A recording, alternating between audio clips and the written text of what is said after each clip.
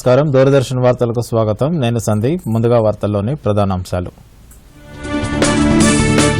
రేపు కరీంనగర్లో దళిత బంధు పథకంపై సీఎం కేసీఆర్ సమీక్ష.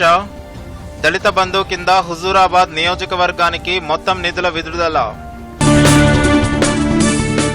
దేశంలో డ్రోన్ల వినియోగంపై నూతన మార్గదర్శకాలను విడుదల చేసిన కేంద్రం. వ్యాపార ఉపాధి అవకాశాలను వృద్ధి చేసేందుకు కొత్త నిబంధనలు తోడ్పడతాయన్న ప్రధాని నరేంద్ర మోదీ.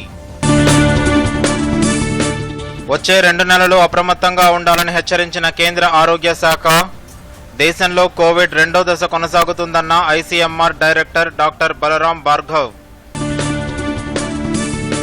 ఆఫ్ఘనిస్తాన్ పరిణామాలను అఖిలపక్షానికి వివరించిన విదేశాంగ శాఖ. భారతీయులందరినీ వెనక్కి తీసుకురావడమే తొలి ప్రాధాన్యమన్న జైశంకర్. సుప్రీంకోర్టులో 9 మంది కొత్త జడ్జీల నియామకానికి రాష్ట్రపతి సిగ్నల్. 9 మందిలో 3 మహిళా న్యాయమూర్తులు. అసంఘటిత కార్మికుల సమాచారానికి ఈ శ్రమ్ పోర్టల్ ప్రారంభం. సంక్షేమ పథకాలను కార్మికుల ఇళ్ల వద్దకే తీసుకెళ్లటమే లక్ష్యమన్న కేంద్ర మంత్రి భూపేందర్ యాదవ్. కోవిడ్ మహమ్మారిని అరికట్టేందుకు ప్రతి ఒక్కరూ తప్పనిసరిగా మాస్క్ ధరించాలి, భౌతిక దూరం పాటించాలి, తరచూ చేతులు కడుక్కోవాలి, వ్యక్తిగత శుభ్రతను పాటించాలి. అర్హత ఉన్న వారందరూ తప్పనిసరిగా వ్యాక్సిన్ వేయించుకోవాలి.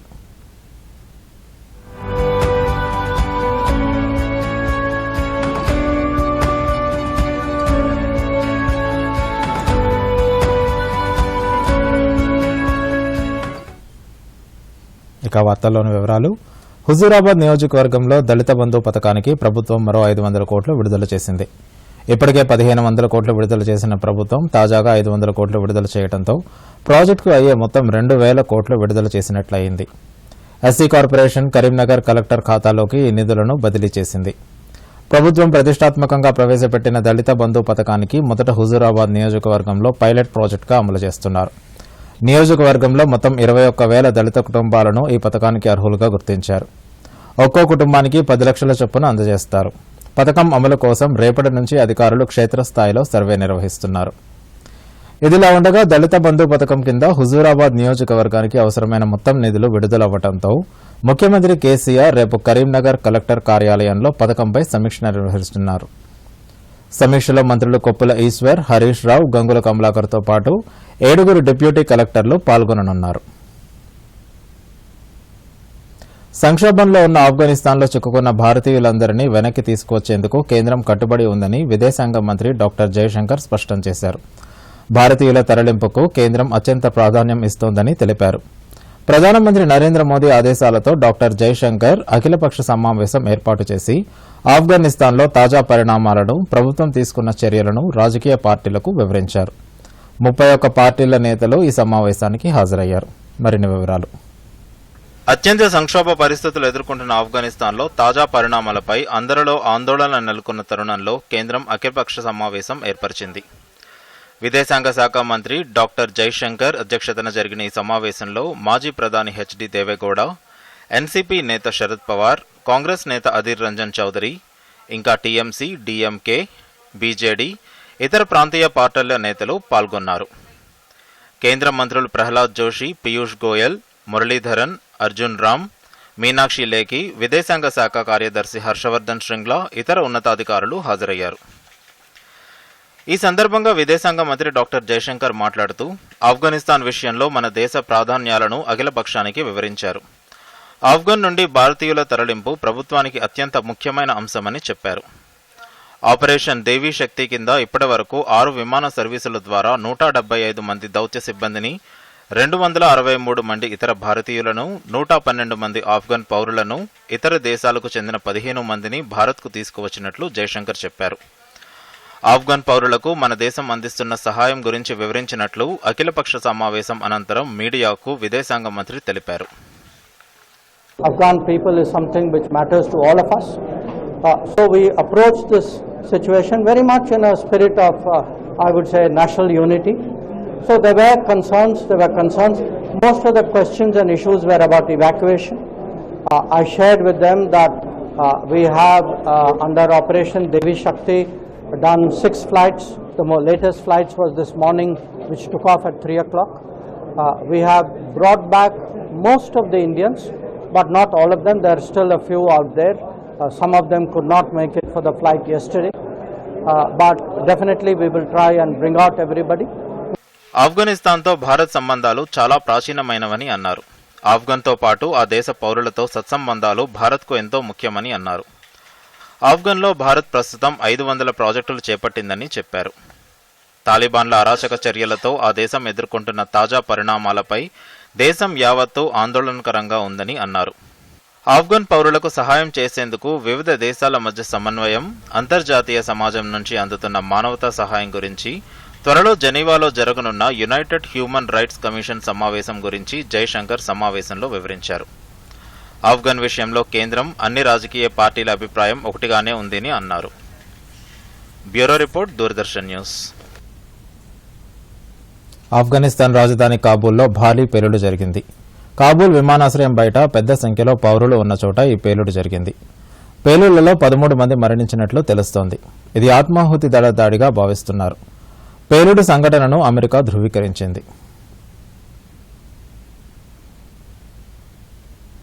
దేశంలో వైద్య, వ్యవసాయ తదితర రంగాల్లో డ్రోన్ల వినియోగాన్ని పెంచి వ్యాపార ఉపాధి అవకాశాలను వృద్ధి చేసేందుకు కేంద్రం కొత్త నిబంధనలు జారీ చేసింది. డ్రోన్ల వాడకానికి ఇప్పటివరకు 25 రకాల అనుమతులు తీసుకోవాల్సి ఉండగా కేంద్రం వీటిని 5కు తగ్గించింది. అలాగే లైసెన్స్ ఫీజును గణనీయంగా తగ్గించింది. వాణిజ్యేతర అవసరాలకు నానో డ్రోన్లు, మైక్రో డ్రోన్లు వాడేందుకు పైలట్ లైసెన్స్ అవసరం ఉండదని తెలిపింది. విమానాశ్రయాల చుట్టూ ఎల్లో జోన్ కింద ఇప్పటివరకు 45 కిలోమీటర్ల వరకు డ్రోన్ల వినియోగానికి అనుమతి లేదు. అయితే ఈ ఆంక్షలను తాజాగా కేంద్రం 12 కిలోమీటర్లకు తగ్గించింది. అలాగే ఎయిర్పోర్ట్ల వద్ద గ్రీన్ జోన్లలో 8 నుండి 12 కిలోమీటర్ల మధ్యలో 200 అడుగుల ఎత్తు వరకు డ్రోన్లు ఎగిరేందుకు ఎటువంటి అనుమతి అవసరం ఉండదు. డ్రోన్లకు సంబంధించిన నిబంధనల ఉల్లంఘనకు ప్రస్తుతం అమల్లో ఉన్న గరిష్ట పెనాల్టీను ₹1,00,000 తగ్గించింది. డ్రోన్ల దిగుమతిని విదేశీ వాణిజ్య డైరెక్టర్ జనరల్ పర్యవేక్షిస్తుంది. కార్గో డెలివరీలకు ప్రత్యేక కారిడార్లను, ప్రోత్సాహక మండలిని ఏర్పాటు చేయనున్నట్లు కేంద్రం నిబంధనలతో తెలిపింది. డ్రోన్ల నిబంధనలు 2021ను ప్రధాని నరేంద్ర మోదీ స్వాగతించారు. ఈ కొత్త నిబంధనలు చారిత్రకమని అభివర్ణించారు. ఈ రంగం పనిచేస్తున్న యువతకు, అంకుర పరిశ్రమలకు కొత్త నిబంధనలు ప్రయోజకరంగా ఉంటాయని అన్నారు. కొత్త ఆవిష్కరణలు, పరిశ్రమలు వచ్చేందుకు, భారత్ను డ్రోన్ హబ్గా తీర్చిదిద్దేందుకు ఈ నిబంధనలు తోడ్పడతాయని ప్రధాని ట్వీట్ చేశారు. 2030 నాటికి ప్రపంచ డ్రోన్ హబ్గా భారత్ను తీర్చిదిద్దటమే కేంద్రం లక్ష్యమని పౌర విమానయాన శాఖ మంత్రి జ్యోతిరాదిత్య సింధియా చెప్పారు. కొత్త డ్రోన్ నిబంధనలు విడుదల సందర్భంగా మీడియాతో మాట్లాడుతూ, రానున్న రోజుల్లో రవాణా, రక్షణ, మైనింగ్, లాజిస్టిక్స్, మౌలిక సదుపాయాల రంగంలో డ్రోన్ల వినియోగం పెరుగుతుందని చెప్పారు. దేశాభివృద్ది, భద్రత మధ్య సమతుల్యం సాధించేందుకు ఈ కొత్త నిబంధనలు తోడ్పడతాయని సింధియా చెప్పారు. और मिनिमल मानवीय उसमें इंटरफियरेंस होगा, मनुष्य का इंटरफियरेंस उसमें मिनिमल होगा. पूरी तरीके से सेल्फ जेनरेटेड परमिशन रहेंगे. एक इंटरैक्टिव एयर स्पेस मैप बनाया जा रहा है जिसमें ग्रीन, येलो और रेड जोन्स रेखांकित की जाएगी. पायलट लाइसेंस, माइक्रो ड्रोन्स जो नॉन कमर्शियल यूज के लिए होती हैं, और नैनो ड्रोन्स और R&D और टेस्टिंग के लिए पायलट लाइसेंस की जरूरत नहीं रहेगी. గుజరాత్లోని జామ్నగర్ నుంచి బెంగళూరుకు, జామ్నగర్ నుంచి హైదరాబాద్కు డైరెక్ట్ విమానాలను పౌర విమానయాన శాఖ మంత్రి జ్యోతిరాదిత్య సింధియా వర్చువల్గా జెండా ఊపి ప్రారంభించారు. రీజనల్ కనెక్టివిటీ స్కీమ్ ఉడాన్లో భాగంగా ఈ విమాన సేవలను ప్రారంభించారు. అనంతరం మంత్రి మాట్లాడుతూ, జామ్నగర్ హైదరాబాద్ మరియు జామ్నగర్ బెంగళూరు మధ్య విమాన సేవలను ప్రారంభించడం సంతోషంగా ఉందన్నారు.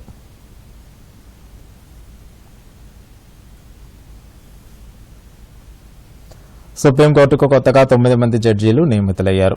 సుప్రీంకోర్టుకు కొత్తగా 9 మంది న్యాయమూర్తులను నియమించాలని సుప్రీంకోర్టు కొలీజియం కేంద్ర ప్రభుత్వానికి సిఫారసు చేసింది. ఈ సిఫారసులను కేంద్రం అనుమతించగా రాష్ట్రపతి రామ్నాథ్ కోవింద్ వారి నియామకం ఫైలుపై సంతకం చేశారు.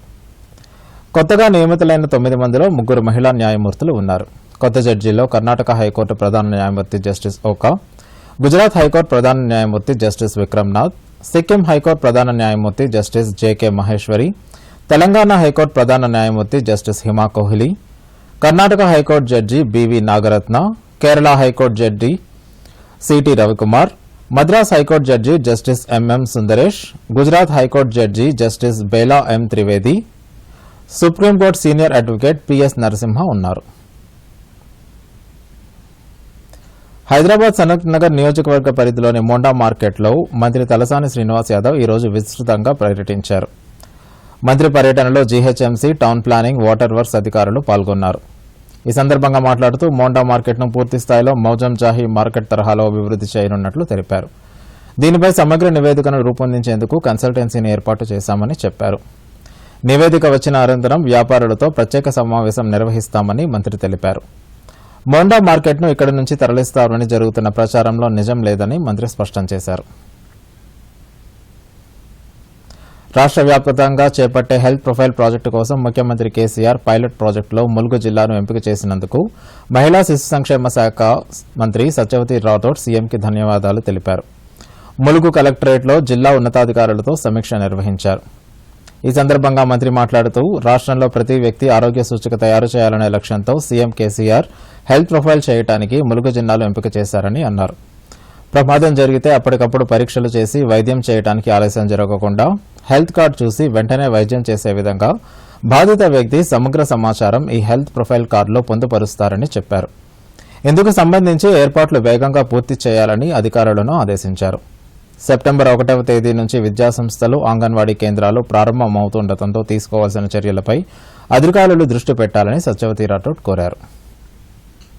వయస్సు, మన బ్లడ్ గ్రూపు, మనకు బీపీ ఉంటే బీపీ ఉన్నట్టు, షుగర్ ఉంటే షుగర్ ఉన్నట్టు, లేకపోతే ఇంకేదైనా జబ్బు ఉంటే ఉన్నట్టు, అంటే రేపు భవిష్యత్తులో మనకేదైనా అవసరం ఉంటే ఒక మన వేలి ముద్రనో ఐరిషో తీసుకుంటే మన పూర్తి సమాచారం, మనకు సపోజ్ ఏదైనా చిన్న ప్రమాదం జరుగుతుంది, తీసుకెళ్లిన వెంటనే మన బ్లడ్ గ్రూప్ ఏదో తెలుసుకొని మన ఏ లెవెల్స్, మనకు షుగర్ ఉందా, బీపీ ఉందా, ఇంకేం సమస్యలు ఉన్నాయో పూర్తిగా అప్పటికప్పుడు పరీక్షలు చేసే పని లేకుండా ఒక సమగ్రమైన మన సమాచారం ఒక మరి ఈ హెల్త్ ప్రొఫైల్ ద్వారా మనం తీసుకోబోతున్నాం. గ్రామీణ పేదలకు కట్టెల పొయ్యి బాధల నుండి విముక్తి కలిగించాలనే సంకల్పంతో కేంద్ర ప్రభుత్వం ప్రవేశపెట్టిన ఉజ్వల గ్యాస్ యోజన పథకం మెదక్ జిల్లాలో సమర్థవంతంగా అమలవుతోంది. రేషన్ కార్డు కలిగి ఉన్న ఎస్సీ, ఎస్టీ, ఓబీసీలకు ఉచితంగా నిండు గ్యాస్ సిలిండర్, స్టవ్ అందజేస్తున్నారు. మెదక్ జిల్లాలో ప్రధానమంత్రి ఉజ్వల గ్యాస్ యోజన పథకంపై దూరదర్శన్ అందిస్తున్న ప్రత్యేక కథనం. చిన్నతనం నుండి అటవీ ప్రాంతానికి వెళ్లి వంట కోసం కట్టెలు తెంచుకునే వారమే గత 2 సంవత్సరాల క్రితం కేంద్ర ప్రభుత్వం తమకు ఉజ్వల యోజన పథకం ద్వారా గ్యాస్ సిలిండర్, స్టవ్ ఉచితంగా ఇచ్చారని తెలిపారు. మెదక్ జిల్లా వెల్దుర్తి మండలం చెర్లపల్లి లంబాడి తండాకు చెందిన మాలవద్ జమిని మాట్లాడుతూ తమకు కట్టెల పొయ్యి కష్టాల నుండి విముక్తి కలిగిందని అన్నారు. గతంలో కట్టెల పొయ్యి మీద వంట చేయటం వల్ల వచ్చే పొగ కారణంగా అనారోగ్యానికి గురయ్యేవాళ్లమని అన్నారు. కట్టెలు సరిగా మండకపోవటంతో అన్నం సరిగా ఉడికేది కాదని చెప్పారు. కేంద్ర ప్రభుత్వం ఉచితంగా గ్యాస్ కనెక్షన్ ఇవ్వటం వల్ల తాము పనికి వెళ్లే ముందు గాని పనికి వెళ్లి వచ్చి త్వరగా వంట చేసుకోగలుగుతున్నామని చెప్పారు. చెర్లపల్లి తాండాకు చెందిన నానావతి రుక్మా అనే గృహిణి మాట్లాడుతూ తమకు 2 సంవత్సరాల క్రితం ఉచిత గ్యాస్ కనెక్షన్ ఇంటి వద్దకు వచ్చి ఇచ్చారని, అంతేకాకుండా తమ ఇంట్లో అధికారులు పాలు పొంగించి పండుగ వాతావరణం చేశారని ఆనందం వ్యక్తం చేశారు. వచ్చి పీరి గ్యాస్ ఇచ్చిపోయారు. 2 సంవత్సరం అవుతుంది. అప్పుడేమో కట్టె పొయ్యి మీద అన్నం వండినాము. ఇప్పుడేమో పీరి గ్యాస్ ఇచ్చారు. 2 సంవత్సరం అవుతుంది. కత్రోత్ విజయ మాట్లాడుతూ తమ తల్లిదండ్రులు పొలం పనికి వెళ్లగా చిన్నతనంలో వంట చెరుకు కోసం సమీపంలో ఉన్న అడవికి వెళ్లి కట్టెలు తెచ్చేవారమని చెప్పారు. తమ ఇల్లు పూరి గుడిసె అని, కట్టెలపై వంట అంటే ఏమైనా ప్రమాదం జరుగుతుందని భయపడేవారమని చెప్పారు. ప్రధానమంత్రి ఉజ్వల్ యోజన కింద గ్యాస్ కనెక్షన్ రావడంతో ఇప్పుడు ఆ భయాలేవని లేవని అంటున్నారు. ఇంతకుముందు కట్టెల మీద చాలా కష్టం ఉండే, ఇప్పుడు ఫ్రీ ఇచ్చింది కదా, అది మీదనే వండుతున్నాం. జల్దీ అవుతుంది వంట, తొందరగా వెళ్ళి పనికి వెళ్ళిపోతున్నాం. వెల్దుర్తి తహసీల్దార్ సురేష్ కుమార్ ప్రతినిధితో మాట్లాడుతూ తెల్ల రేషన్ కార్డు కలిగిన వారందరికీ కేంద్ర ప్రభుత్వం మండలంలో 2000 ఉచిత గ్యాస్ కనెక్షన్లు ఇవ్వడం జరిగిందన్నారు. బీద కుటుంబాల్లో పొందినటువంటి వీళ్ళు గతంలో వెళ్ళి కట్టెలు కొట్టించుకొని వచ్చి మళ్ళా అది ఉండడం వల్ల వాళ్ళకి ఆ కన్నులు మండు ఉండేవాడి, ఊపిరితిత్తులు ప్రాబ్లమ్స్ వచ్చేది, వాళ్ళకి మళ్ళీ తొందరగా కూడా కాకపోయేది. వాళ్ళు ఎప్పుడు 6 గంటలకు వచ్చినాక 8-9 గంటలకు అన్నం వండుకోవడం ఇబ్బంది అయ్యేది. కానీ ఇప్పుడు ఈ గ్యాస్ కేంద్ర ప్రభుత్వం వారి ఈ గ్యాస్ స్కీమ్ తేవడం వల్ల వాళ్ళు తొందరగా 6 గంటలకు వచ్చింది 7 గంటల వరకు వాళ్ళు తొందరగా అన్నం వండుకొని పిల్లలు వాళ్ళు సంతోషంగా ఉన్నారండి. Bureau report, Doordarshan news. దేశవ్యాప్తంగా అసంఘటిత కార్మికుల సమాచారాన్ని సేకరించడానికి కేంద్ర కార్మిక ఉపాధి శాఖ మంత్రి భూపేంద్ర యాదవ్ ఈ-శ్రమ్ పోర్టల్ను ప్రారంభించారు. అసంఘటిత కార్మికుల డేటాను ఎప్పటికప్పుడు పోర్టల్లో పొందుపరుస్తూ వారి సంక్షేమం కోసం వివిధ సామాజిక భద్రతా పథకాలను ప్రభుత్వం అమలు చేయనుంది. ఈ సందర్భంగా మంత్రి భూపేంద్ర యాదవ్ మాట్లాడుతూ అసంఘటిత కార్మికులను గుర్తించడం ఎంతో అవసరమని అన్నారు. జాతి నిర్మాతలైన శ్రమ్ యోగి ఇంట దగ్గరికే సంక్షేమ పథకాలు తీసుకెళ్లేందుకు పోర్టల్ దోహదపడుతుందన్నారు. పోర్టల్ రూపకల్పనలో అది త్వరితగతిన కార్మికులకు చేరి అమలు అయ్యేలా తమ విలువైన సలహాలు, సూచనలు ఇచ్చిన కార్మిక సంఘాల నేతలకు మంత్రి భూపేంద్ర యాదవ్ కృతజ్ఞతలు తెలిపారు. అన్ని కార్మిక సంఘాల నేతలు ఈ పోర్టల్ ప్రారంభోత్సవంపై ఆనందం వ్యక్తం చేశాయి. कि अगर एक मजदूर के मोबाइल से 4 लोगों का भी रजिस्ट्रेशन है तो उस संकल्पना को भी हमने साकार किया है। इतना ही नहीं, जिनके पास मोबाइल नहीं है वो भी पड़ोस के जो हमारा सेंटर है, इंफॉर्मेशन सेंटर है, उसमें जाकर के अपने अंगूठे के माध्यम से भी इस पर रजिस्ट्रेशन करा लेंगे। रजिस्ट्रेशन का कार्ड प्राप्त करने के लिए उनको कहीं चक्कर नहीं लगाने पड़ेंगे। जैसे ही उनकी रजिस्ट्रेशन की प्रक्रिया पूरी होगी, डिजिटल माध्यम से उनको रजिस्ट्रेशन का कार्ड प्राप्त हो जाएगा। కేంద్ర ప్రభుత్వం అన్ని వర్గాల సంక్షేమమే లక్ష్యంగా పథకాలను ప్రవేశపెట్టి అమలు చేస్తుంది. ఇందులో భాగంగా మత్స్యకారులను ఆదుకునేందుకు ప్రధానమంత్రి మత్స్య సంపద యోజన పథకంకు శ్రీకారం చుట్టింది. ఆత్మనిర్భర్ భారత్ అభియాన్ ద్వారా మత్స్యకారుల అభివృద్ది కోసం 20,000 కోట్ల రూపాయలను కేంద్రం ప్రకటించింది. మంచిర్యాల జిల్లాలో అమలవుతున్న ప్రధానమంత్రి మత్స్య సంపద యోజన పథకంపై దూరదర్శన్ ప్రత్యేక కథనం. ప్రధానమంత్రి మత్స్య సంపద యోజన పథకాన్ని 2025 వరకు అమలు చేసేలా 20,000 కోట్ల రూపాయల నిధులను కేంద్రం ఖర్చు చేయనుంది. ఈ పథకం కింద మత్స్యకారులకు అధునాతన పరికరాలతో పాటు మార్కెట్ సదుపాయం కల్పిస్తున్నారు. ఈ పథకం ద్వారా చేపల ఉత్పత్తిని 2025 నాటికి 70 లక్షల టన్నులకు పెంచాలని కేంద్ర ప్రభుత్వం లక్ష్యంగా పెట్టుకుంది. అలాగే చేపల ఎగుమతులను 1,00,000 కోట్ల రూపాయలకు తీసుకువెళ్లాలని నిర్ణయించింది. మంచిర్యాల జిల్లాలో ప్రధానమంత్రి మత్స్య సంపద యోజన విజయవంతంగా అమలవుతుందని జిల్లా మత్స్యశాఖ అధికారి సత్యనారాయణ తెలిపారు. జిల్లాలోని 325 చెరువుల్లో 1,92 లక్షల చేప పిల్లలను వదిలినట్లు తెలిపారు. ఇప్పటి వరకు జిల్లాలోని రిజర్వాయర్ల మీద 1,200 లైసెన్సులు జారీ చేశామని, దీంతో మత్స్యకారులకు ప్రభుత్వం అందిస్తున్న ఇన్సూరెన్స్ వర్తిస్తుందని అన్నారు. నీలి విప్లవం కింద చేపల చెరువులు తవ్వుకోవడానికి ఐస్ ప్లాంట్, చేప పిల్లల పెంపకం కోసం హెక్టారుకు 7.5 లక్షల రూపాయల వరకు రుణంతో పాటు పీఎం కిసాన్ క్రెడిట్ కార్డు ద్వారా 30,000 రూపాయల వరకు ఆర్థిక సాయం అందిస్తున్నట్లు వెల్లడించారు. మంచిర్యాల జిల్లా కొత్తగా ఏర్పడినటువంటి ఉచిత చేపల పంపిణీ కార్యక్రమం జరుగుతుంది. అందులో భాగంగా దరిదాపు 325 చెరువులకు గాను షాపింగ్లో 1,92,00,000 వరకు ఇవ్వడం జరుగుతుంది. దాంతో పాటుగా ఈ రొయ్యలు, మంచినీటి రొయ్యల పంపిణీ కూడా చేయడం జరుగుతుంది. ఆ విధంగా మత్స్యకారులందరూ ఆర్థికంగా మంచిగా ఎదిగి ఆర్థికంగా లాభాలు పొందడం జరుగుతుంది.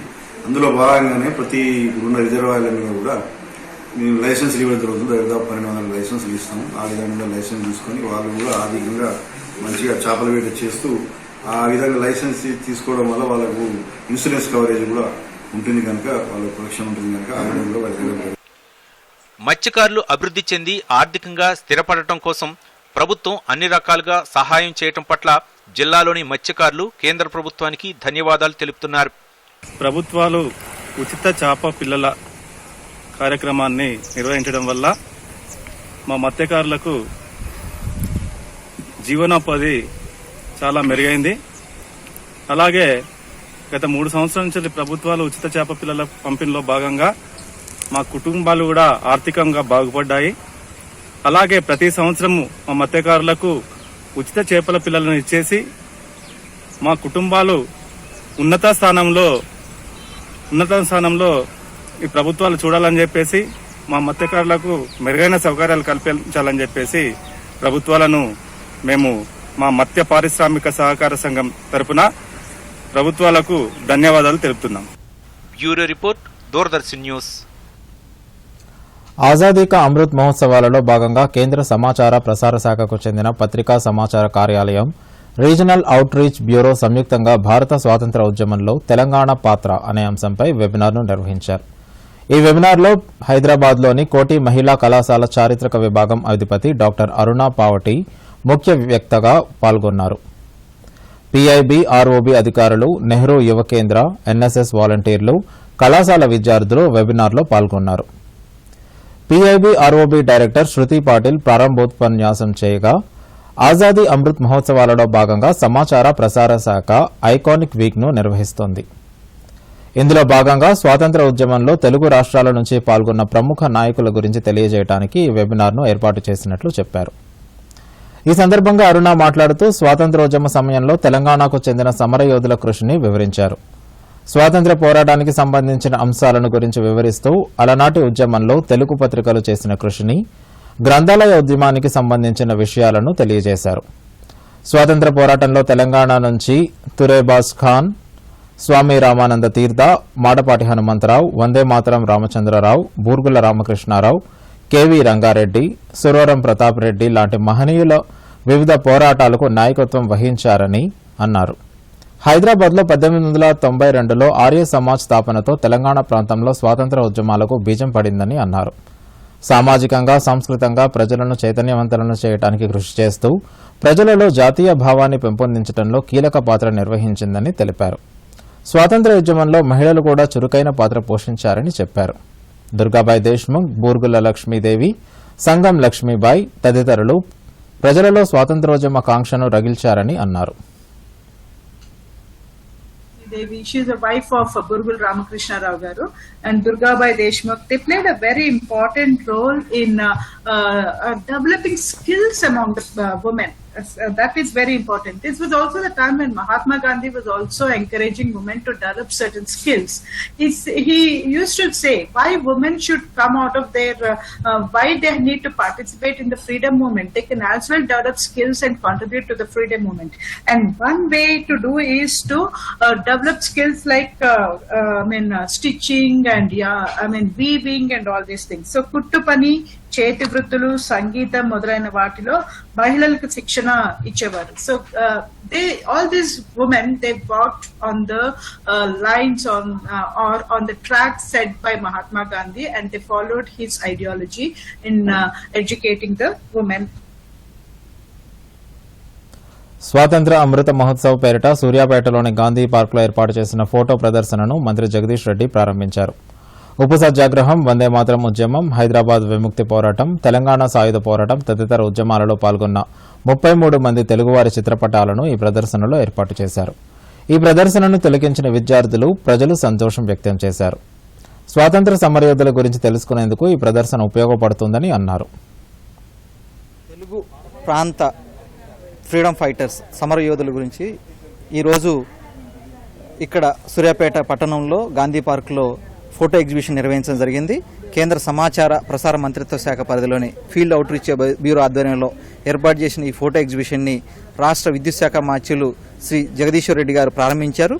ముఖ్యంగా స్వతంత్రోద్యమంలో అన్ని త్యాగం చేసి పోరాడినటువంటి సమరయోధుల స్ఫూర్తి ఏదైతే ఉందో అది ఈ తరానికి అందించడం ద్వారా ఆ స్ఫూర్తితోనే ప్రస్తుతం దేశ అభివృద్ధి కోసం పాటుపడాలనే ఉద్దేశంతో ఈ ఫోటో ఎగ్జిబిషన్ నిర్వహించడం జరుగుతుంది. ఈరోజు ఇక్కడికి వచ్చేటువంటి సందర్భంగా నాకు చాలా మంచిగా అనిపించింది.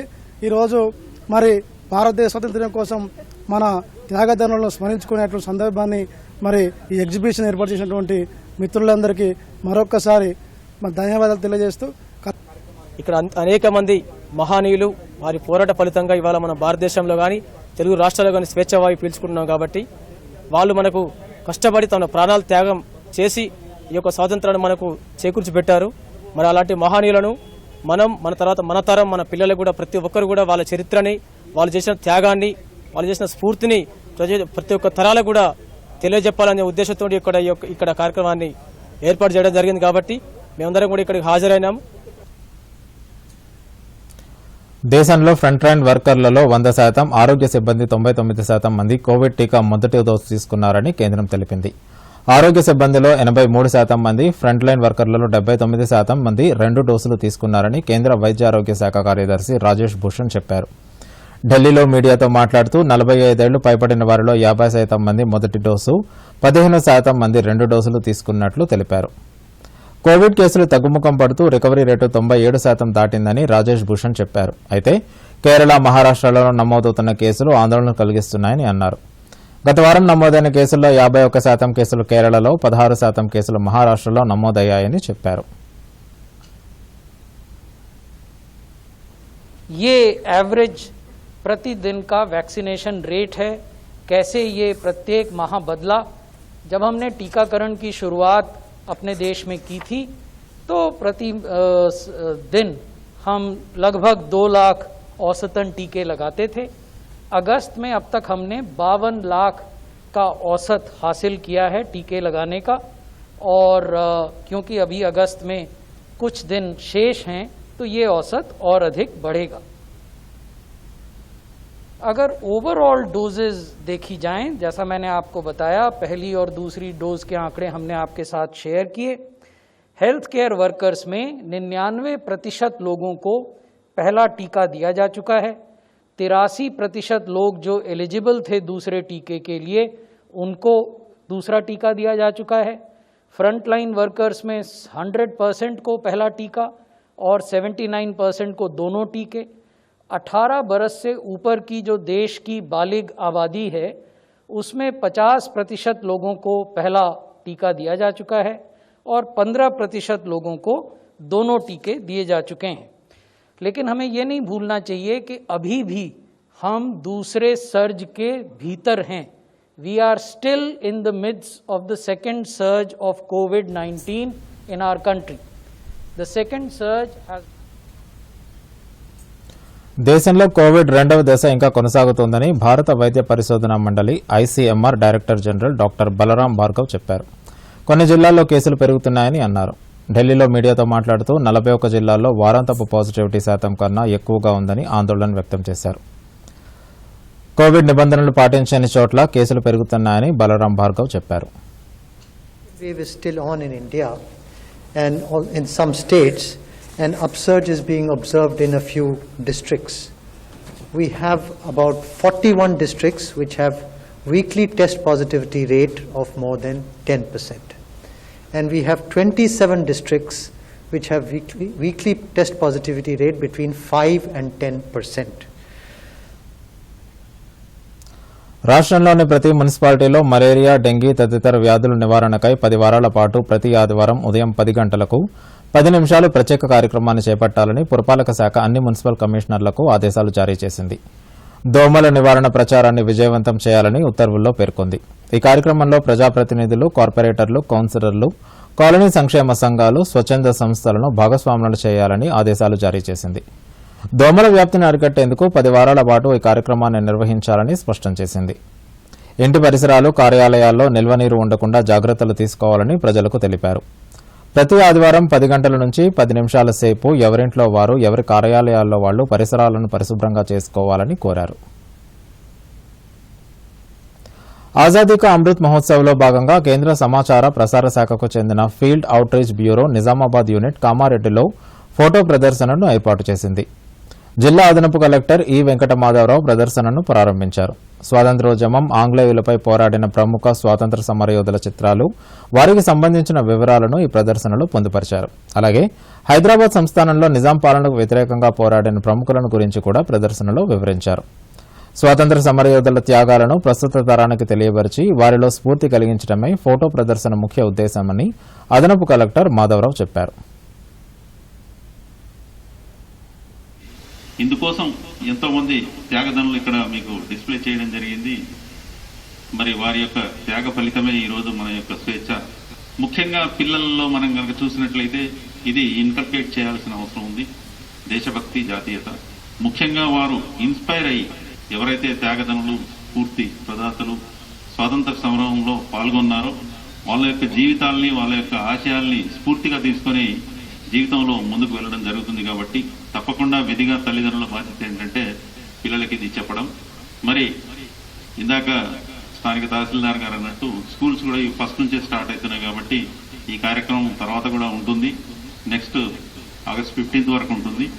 ఈ 75 వీక్స్లో ముఖ్యంగా రూరల్ డెవలప్మెంట్ డిపార్ట్మెంట్ కూడా జాతీయ గీతం పాడి మరి అది పంపిస్తే మెసేజ్ పంపించడం జరిగింది. ఈ జిల్లా అధికారులందరితో చేయించడం జరిగింది ఇందులో భాగంగా. సో ఈ మాదిరిగా ప్రతి డిపార్ట్మెంట్కి ఒక్కొక్క టాస్క్ ఇచ్చి చేయడం జరుగుతుంది. దీని యొక్క ముఖ్య ఉద్దేశం ఒకటేనండి, ఎక్కడో జరుగుతున్న అల్లకల్లాలని ఇవన్నీ చూసిన తర్వాత అసలు మనం జాతీయత భావాన్ని రగిలించాలనే ఉద్దేశంతో మన దగ్గర కూడా మన జాతి పట్ల ఈ సౌభ్రాతృత్వం కలిగి ఉండాలనే ఉద్దేశంతో ఈ కార్యక్రమాన్ని కేంద్ర ప్రభుత్వం అత్యంత ప్రతిష్టాత్మకంగా తీసుకుని నిర్వహించడం జరుగుతుంది.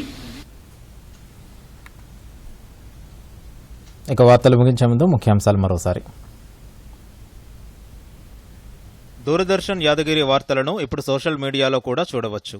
యూట్యూబ్లో అయితే డీడీ న్యూస్ తెలంగాణ, ట్విట్టర్ వేదిక అయితే DD news Telangana @DD Yadagiri news, మరి ఫేస్బుక్లో అయితే డీడీ న్యూస్ తెలంగాణలో చూసి లైక్ చేయండి, షేర్ చేయండి. రేపు కరీంనగర్లో దళిత బంధు పథకంపై సీఎం కేసీఆర్ సమీక్ష. దళిత బంధు కింద హుజూరాబాద్ నియోజకవర్గానికి మొత్తం నిధుల విడుదల.